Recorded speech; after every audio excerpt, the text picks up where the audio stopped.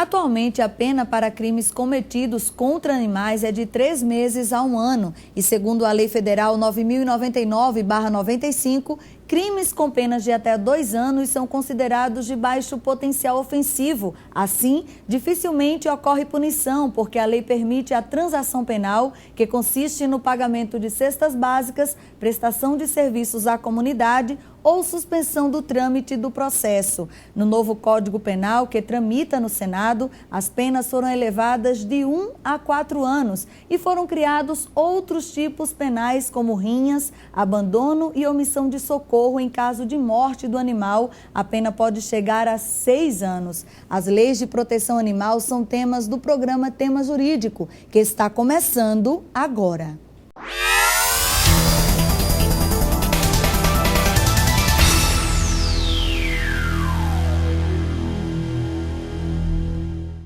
Há algum tempo, a reforma do Código Penal constitui o assunto de debate na sociedade. Dentre os vários temas que essa proposta aborda, o de garantia dos direitos dos animais tem ganhado destaque. Para os defensores do projeto, uma pessoa que maltrata animais é cruel o bastante para maltratar qualquer outro ser vivo indefeso. E essas pessoas oferecem risco à sociedade, tornando evidente a urgência dessa reforma no Código Penal. E para falar sobre esse assunto, convidamos o professor de Direito Penal da Facisa, Félix Araújo Neto, e o advogado e vereador Olímpio Oliveira.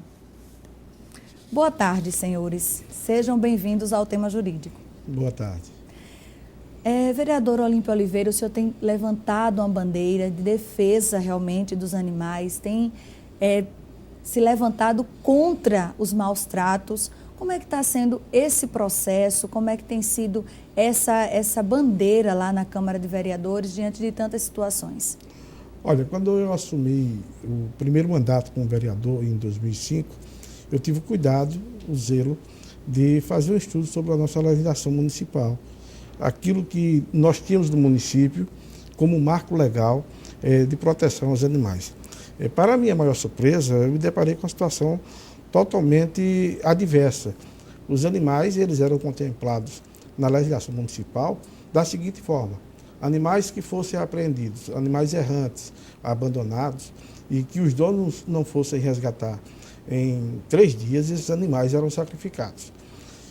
Nós modificamos totalmente essa concepção, apresentamos um projeto de lei, que hoje é lei efetiva no município e está sendo cumprida.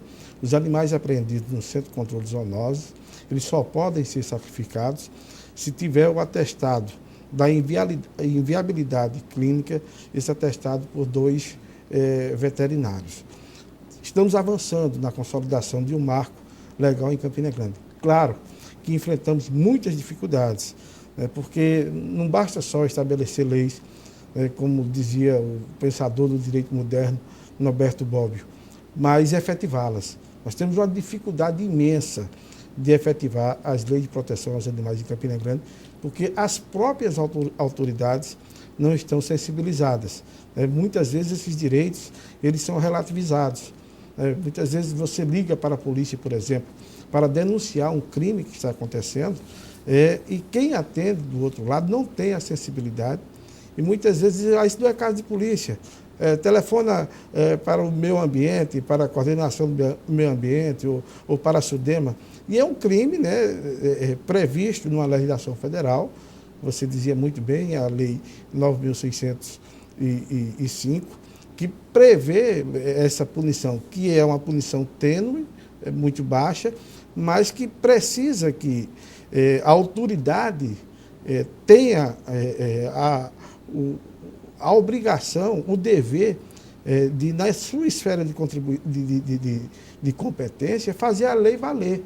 Porque senão gera esse sentimento que nós temos de completa impunidade. Ou seja, dar o devido valor à causa realmente, abraçar e fiscalizar e cobrar realmente, seria isso. Ora, se a lei, se está vigente, se não foi revogada, se diz que é crime, então é a obrigação dos agentes públicos fiscalizar o cumprimento da lei e punir aqueles que estão transgredindo a lei. Doutor Félix Araújo, como é que fica essa questão da prestação de serviços, né? A questão da pena que é embutida, mas a pessoa pode recorrer o trâmite. Por que ainda existem essas brechas, essas possibilidades dentro da lei? Como é que funciona isso, legalmente falando? Veja bem, o direito penal e o processual penal estabelecem uma série de regras. O penal no sentido de pensar aqueles bens jurídicos mais importantes para a sociedade, aquilo que permite uma convivência pacífica, pacata entre os homens, o que permite uma coexistência harmônica no tecido social. E essa convivência é possibilitada porque o direito penal justamente vai proteger determinados bens jurídicos. E entre os critérios de proteção e esses valores sociais importantes para uma convivência harmônica, o nosso legislador tem tido cuidado também de observar o meio ambiente. E observando o meio ambiente no desdobramento específico da fauna. Tanto é que o legislador está tendo cuidado agora nessa reforma de Código Penal de dar um tratamento mais rigoroso do ponto de vista de proteção dos animais, não somente da fauna, como também da flora. Nesse contexto, tudo é esboçado ou analisado dentro de uma perspectiva legislativa que tem desdobramentos também processuais. Então, a regra processual deve ser analisada, deve ser observada, porque é o caminho para a aplicação dessa lei. E, evidentemente, existem canais que vêm a beneficiar o sujeito, como, por exemplo, a transação penal. Por outro lado, existem dificuldades, como, por exemplo, as prisões que nós temos diante da péssima qualidade desse serviço prestado pelo Estado, do ponto de vista de recuperação do preso, que são dramas vividos pela nossa sociedade. Portanto, vivemos diante de um dilema entre punir e, ao mesmo tempo, sabendo que não recuperamos. Vereador, existe um movimento que é crueldade nunca mais, né? Isso que está sendo motivado, que está acontecendo. Como é que funciona esse movimento? O que é que está sendo previsto? Qual o objetivo dele? Nós temos mobilizações nacionais, estivemos mobilizados no último dia 17, na Praça da Bandeira. A mobilização se deu no Brasil todo no dia 18, mas pela peculiaridade de Campina Grande, nós estivemos na praça juntamente com o Fórum Municipal de Proteção em Besta Animal no dia 17. É uma articulação muito bem operacionalizada pelos meninos do Fórum, e a intenção é justamente essa, trazer essa nova cultura. Nós estamos num país que até bem pouco tempo era perfeitamente normal e admissível você escravizar humanos, né? Então, nós estamos partindo, né, para trazer conceitos novos. Uma mudança de concepção, né? Exatamente. Uma mudança de concepção em todas as áreas. De dizer ao cidadão, olha, o animal ele é um ser senciente. O animal ele sente frio, ele sente dor, ele sente saudade, né? E tem que ter, da visão por parte do ser humano, né, essa visão sensível em relação a todas essas causas. E esse movimento, e integrado com muitas outras ONGs no Brasil, tem levado a essa discussão, principalmente através das redes sociais, para que nós tenhamos, né, essa sociedade harmônica, uma sociedade que seja boa para humanos, mas também que seja boa para os animais. Certamente. Nós vamos dar uma pausa para o intervalo e voltamos daqui a pouco com esse assunto que tem ênfase e está crescendo muito, é o tema jurídico de hoje.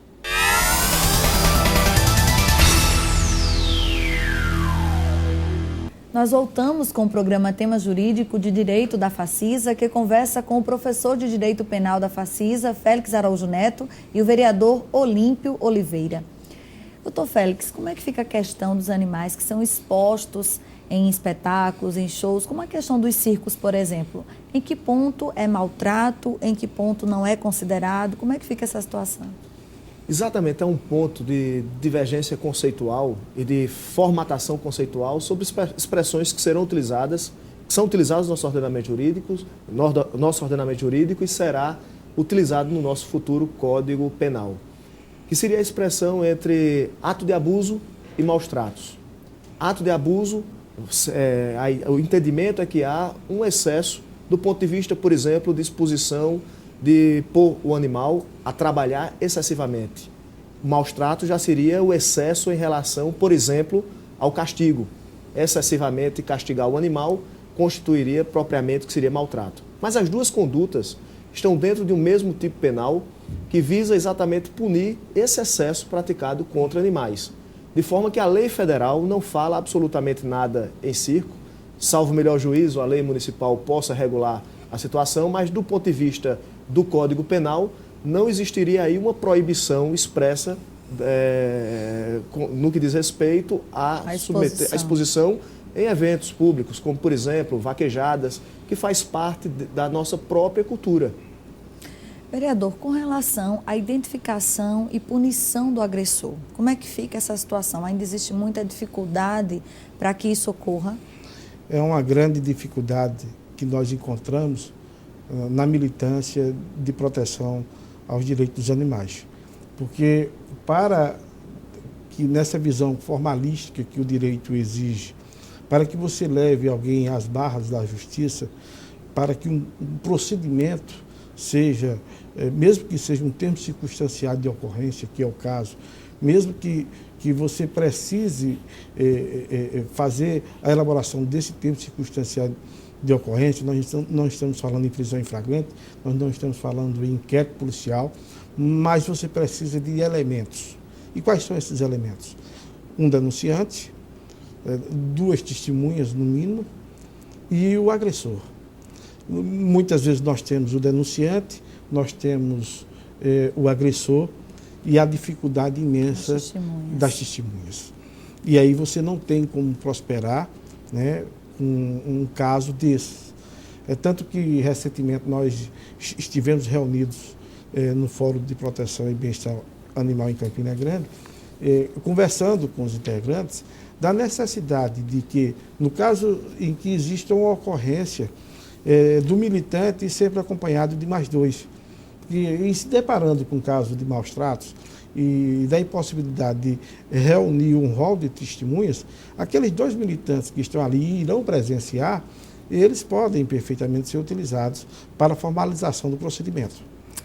E com relação aos flagrantes, como é que fica, doutor Félix? Diante de uma hipótese de estar cometendo o crime ou acabar ou terminar de cometê-lo, está o sujeito diante de uma situação de flagrante delito, como também a hipótese de, por exemplo, sair da cena delitiva e ser iniciada uma perseguição, do mesmo modo sendo encontrado o sujeito posteriormente com objetos, instrumentos, papéis que faça presumir ser ele o autor de um fato criminoso. Essas situações,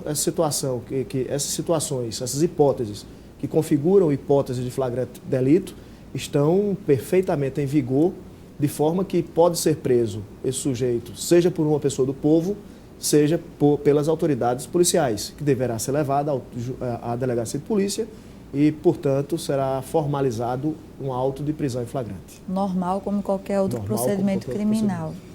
E eu gostaria de fazer uma pergunta que, na verdade, está aberta aos senhores com relação a essa mudança que o Brasil vem acontecendo no nosso país. Mudança no Código Penal, mudança nas pessoas, na sociedade, reivindicações, enfim.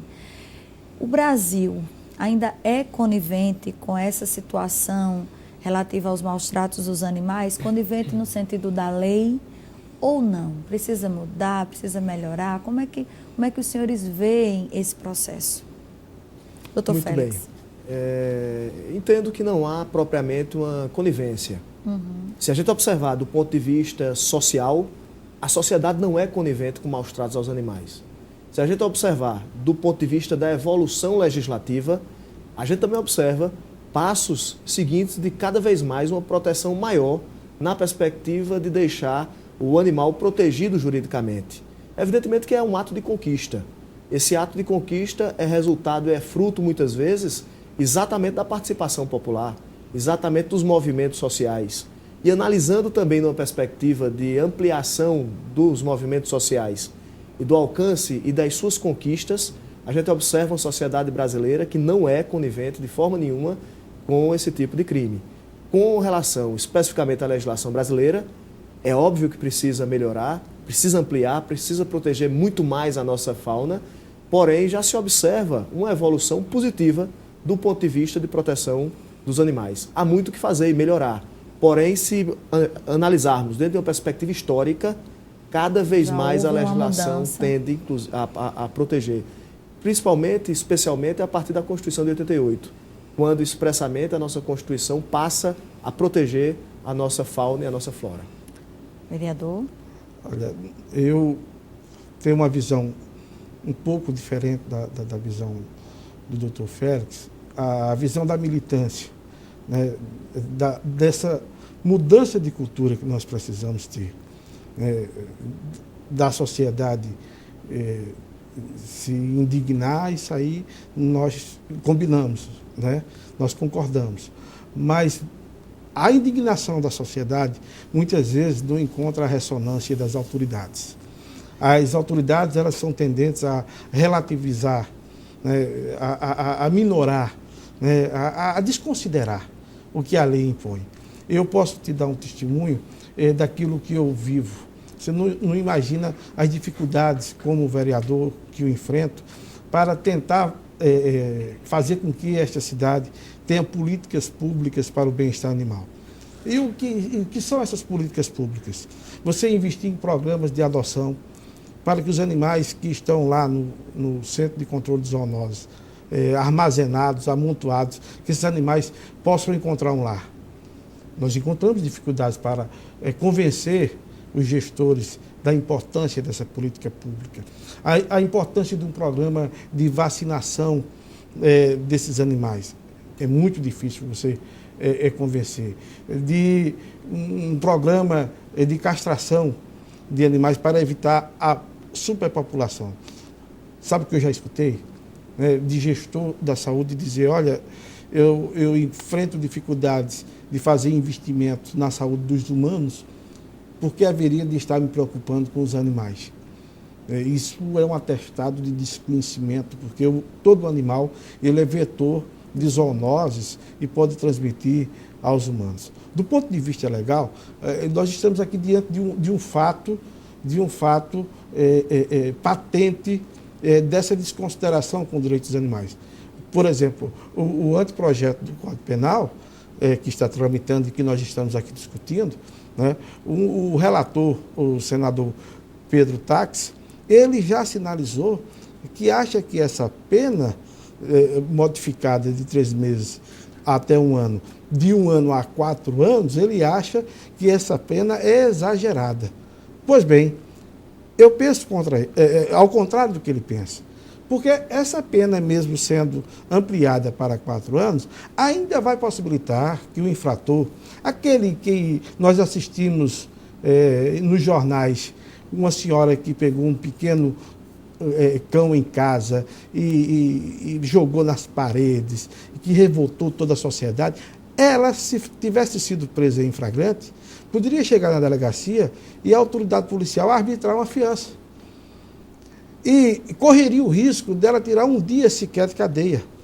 Eu acho que, pelo menos, né, pelo lado pedagógico, né, se cometeu o crime, né, quem arbitra a fiança é o juiz de direito. Né? Eu não estou querendo desconsiderar a minha categoria, que eu sou delegado de polícia, mas a bem daquele efeito pedagógico que a pena deve ter, de dizer, olha, se você cometer um crime, você vai ser punido. Punido por isso. Né? Nós estamos correndo o risco que, apesar da transformação que se tem, você visualiza um aumento significativo da pena que pode resultar em nada. Porque ele vai ser conduzido à delegacia, né, e vai ser liberado mediante fiança. A gente volta já para comentar mais. Vamos dar um intervalo e continuamos com esse assunto polêmico, o direito dos animais. É 1 minuto só.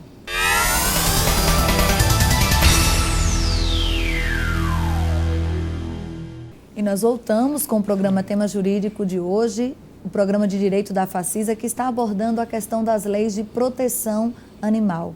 Doutor Félix, como é que fica a questão, nós falamos no bloco anterior sobre os animais expostos em espetáculos públicos. Como é que fica a questão dos animais que são usados em pesquisas científicas, por exemplo? Veja bem, é uma proibição expressa da nossa lei federal, e também se repetirá no futuro Código Penal a proibição de utilização de animais quando é possível utilizar outros meios alternativos.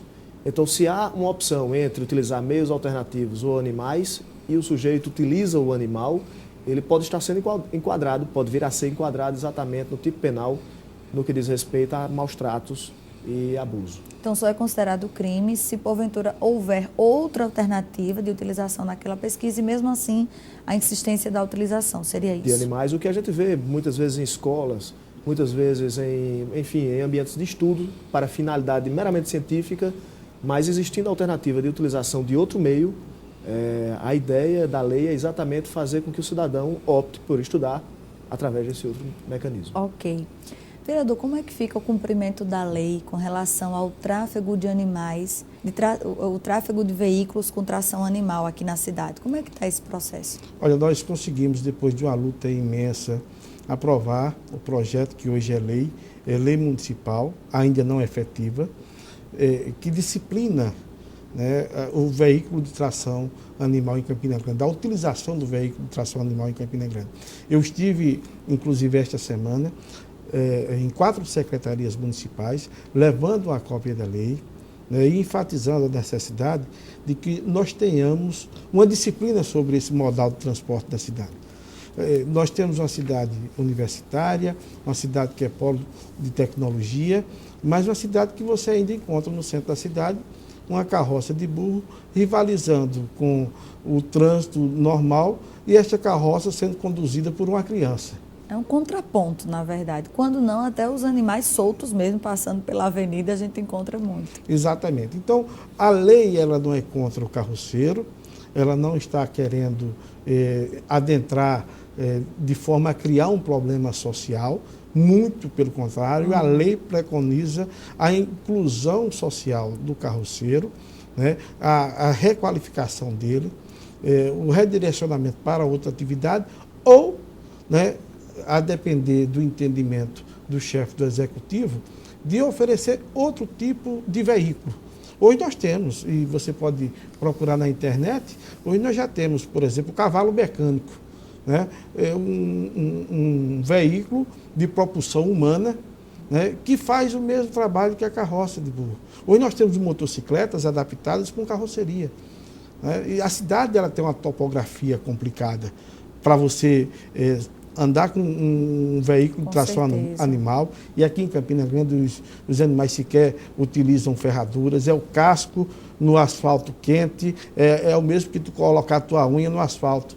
E além disso, e além do mais, né, os maus tratos, sobrepeso, sobrecarga, né, uma agressividade sem tamanho, de espancamento de animais.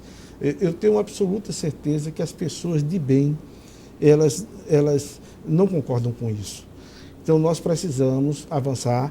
A lei, ela tem uma parte educativa, inicia-se com um cadastramento dos carroceiros, para que seja feito uma avaliação do perfil social do carroceiro. E, a partir daí, você vai começar a trabalhar com esse cadastramento, não permitindo aí o ingresso de nenhum novo carroceiro ao sistema, e você vai manter sob controle, né? Porque você tem agora um cadastro que liga o carroceiro, a carroça e o animal. Se o animal amanhã estiver nas ruas comendo vagem de algaroba e for envolvido em um acidente, você tem como identificar o proprietário. Quantas pessoas não já morreram em Campina Grande e vitimadas de atropelamento com animais e não se sabe nem quem é o proprietário do animal? Pois é. Então, é uma lei que tem esse ponto de vista de tratar essa matéria que está totalmente fora da disciplina do poder público.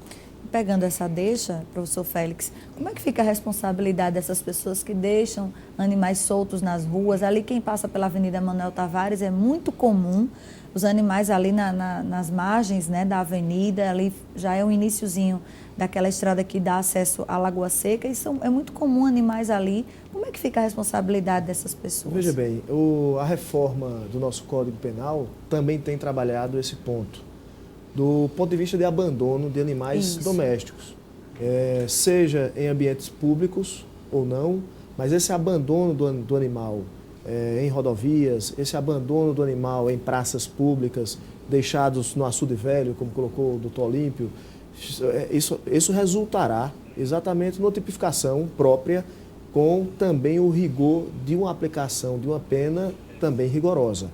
A perspectiva do novo Código Penal é justamente de abranger determinadas condutas tratadas, inclusive, pela Lei de Contravenções Penais, trazendo agora para uma tipificação própria estabelecida dentro do texto, dentro da contextualização desse novo Código. Eu gostaria de aproveitar a oportunidade para somente colocar uma questão que faltou do ponto de vista da questão de casas de apresentação de espetáculos. Há uma proibição também expressa no nosso código, no novo código, no que se elabora, haverá uma proibição expressa no que diz respeito à utilização de animais para combates. Por exemplo, o caso da rinha, que é questão a dos briga de rodeios, galos. por exemplo, as vaquejadas, como é que fica A essa? vaquejada, tenho a impressão que não entrará do ponto de vista de proibição do Código Penal, pelo menos pelas discussões que estão tendo até agora, até o momento. Mas aquelas casas de espetáculos, próprias para briga de galos, rinhas, enfim, essas disputas que resultam, por exemplo, em lesões, até mesmo em mutilações de animais, receberá também um tratamento expresso do nosso Código, no sentido de proibir tal conduta, também aplicando rigorosamente uma pena. Ok. Como o nosso tempo já está muito esgotado, mas eu gostaria de abrir o espaço para que os senhores pudessem fazer suas considerações, cada um, obviamente, o seu ponto de vista, né, diante da sua causa. Vereador Olímpio. Olha, nós esperamos que nós tenhamos essa reciclagem da sociedade, né? Esse tema não é um tema de pessoas excêntricas, de pessoas exóticas que estão se preocupando com um tema que não tenha qualquer relevância, né? Hoje, aqui em Campina Grande, praticamente 60% dos lares desta cidade tem um animal de estimação. E são animais que passam a fazer parte da família. Com certeza. Né? Nós temos relatos de pessoas que eram pessoas que dependiam de medicação, pessoas depressivas, que depois que levou o animalzinho para casa passou a ter outra qualidade de vida. Então, quem tem um animal, quem possui um animal, quem convive com o animal, sabe o que é que eu estou falando. Então, nós estamos apenas pedindo respeito. Respeito a esses seres vivos. Eu sou cristão e é uma criação de Deus. E nós temos que respeitar. O monopólio da vida só pertence a Deus. E nós estamos nessa caminhada defendendo a vida, principalmente. E queremos que a sociedade cada vez mais se conscientize disso, que isso seja ensinado às crianças nas escolas, porque aí nós não teremos a necessidade de estar punindo os adultos como nós hoje estamos tentando punir. Né? Então eu agradeço essa oportunidade, o alcance da Facisa de discutir esse tema. É um tema na ordem do dia e que deve estar na academia sendo discutido, na praça, nas escolas e nos lares também. Sem dúvida. Professor Félix. Agradecer à Facisa, a todos que compõem o tema jurídico, dizendo que essa iniciativa é extremamente importante para a sociedade, não somente para a comunidade científica, mas também para a sociedade, porque traz um debate de absoluta importância, podendo ter essa visão entre aspectos práticos do dia a dia, conjugado também com legislação e os desdobramentos legais de tudo isso. De forma que fica uma palavra de estímulo, principalmente para a sociedade, dizendo que os avanços legislativos têm sido conseguidos, sobretudo, pela luta social. Então, a participação das pessoas é de absoluta importância para a geração de frutos, como cada vez mais uma proteção do direito em relação aos animais. Para essa nova construção de um novo Brasil. Um novo Brasil. Não é isso? É verdade. Nós agradecemos a participação dos senhores por todos os esclarecimentos dados aqui. Nós agradecemos a você também pela sua audiência aqui na TV Itararé e no nosso canal no YouTube. Bom final de semana e até sábado que vem com mais um tema jurídico da Facisa.